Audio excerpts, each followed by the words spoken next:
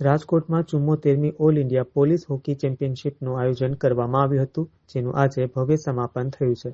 અંતિમ દિવસે Rajkot police headquarter ખાતે ક્લોઝિંગ સેરેમની પણ યોજવામાં આવી હતી, જેમાં રાજ્ય પોલીસ વડા વિકાસ સહાય ખાસ ઉપસ્થિત રહ્યા હતા. ફાઇનલ મેચમાં પંજાબ પોલીસ અને Indo Tibetan border police force team વચ્ચે જંગ જામ્યો હતો, જેમાં 4-1થી હરાવી Indo Tibetan border police force સામે પંજાબ પોલીસ ટીમનો ભવ્ય વિજય થયો હતો. આજરોજ રાજકોટ શહેરના police હેડક્વાર્ટરમાં 74th Akhil Bharatiya police hockey સ્પર્ધાનું સમાપન સમારોહનું આયોજન કરવામાં આવ્યું. આ પ્રતિયોગિતા 4 ડિસેમ્બરના રોજ ચાલુ કરવામાં આવ્યું હતું. આ પ્રતિયોગિતામાં 24 પુરુષ અને 8 મહિલાની ટીમો આપણા દેશના અલગ અલગ રાજ્યોના અને અલગ અલગ કેન્દ્રીય પોલીસ બળોના અહીંયા આવ્યા હતા અને છેલ્લા 11 દિવસ દરમિયાન આ પ્રતિયોગિતાનું આયોજન થયું.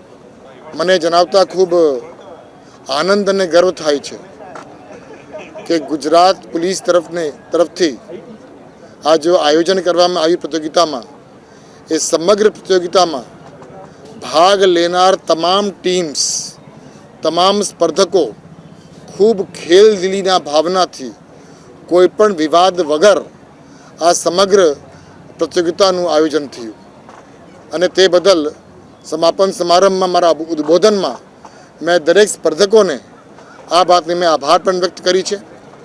અને આપણે આ પ્રતિયોગિતા ભાગ લેવા માટે એક સ્પર્ધક તરીકે છીએ, પણ એ પહેલાં આપણે તમામ એક પોલીસ અધિકારી તરીકે છીએ અને પોલીસ અધિકારીમાં જે શિસ્તની ભાવના છે એ શિસ્તની ભાવનાનું પ્રદર્શન આ પ્રતિયોગિતામાં મને જે જોવા મળ્યું એના માટે મને ખૂબ ગર્વ અને આનંદ છે.